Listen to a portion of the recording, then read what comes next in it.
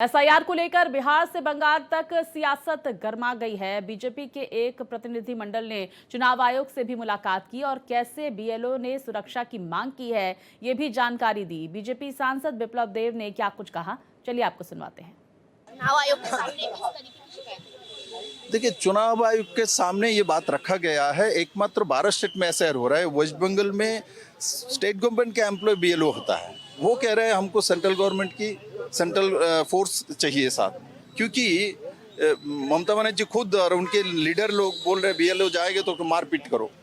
तो ये जो वातावरण बनाने की कोशिश कर रहा है, तो इसके बारे में इलेक्शन कमीशन को हमने अवगत कराया। इलेक्शन कमीशन इसको स्ट्रिक्टली इस विषय को ध्यान में लिया है और मेरा पूरा विश्वास है इलेक्शन कमीशन इसके ऊपर कार्रवाई करेंगे। लेकिन खुद ममता बनर्जी एसआईआर को लेकर के उसके विरोध में कल एक विरोध यात्रा भी निकाल रही है। इनका जो यात्रा निकाल का उनका हॉबी है, वो आज पहली बार निकले थोड़ी है। अपने गवर्नमेंट में ही जब आरजीकर घटना हुई थी, इनका ही एडमिनिस्ट्रेशन, वही हेल्थ मिनिस्टर वही रास्ते में उतर गया।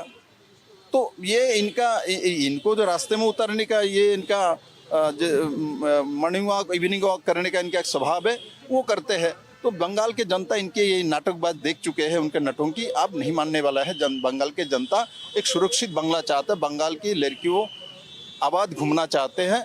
इस तरीके से नहीं हो सकता। जिस तरीके का लॉ एंड ऑर्डर है बंगाल में, क्या लगता है संभव भयमुक्त वातावरण में हो पाएगा ये एसआईआर? ऐसा है मैडम, जम्मू कश्मीर में 370 था, वहाँ इलेक्शन हो गया।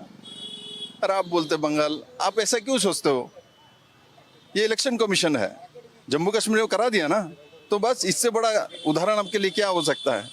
तो इसीलिए वो उदाहरण आप लोग भूल जाते हैं। जम्मू कश्मीर लोगों से होता कभी इलेक्शन हो ही नहीं सकता, फिर 5% के ऊपर वोट नहीं होगा, 50% के ऊपर वोटिंग भी हुई, इलेक्शन भी हुई, सरकार भी बनी है।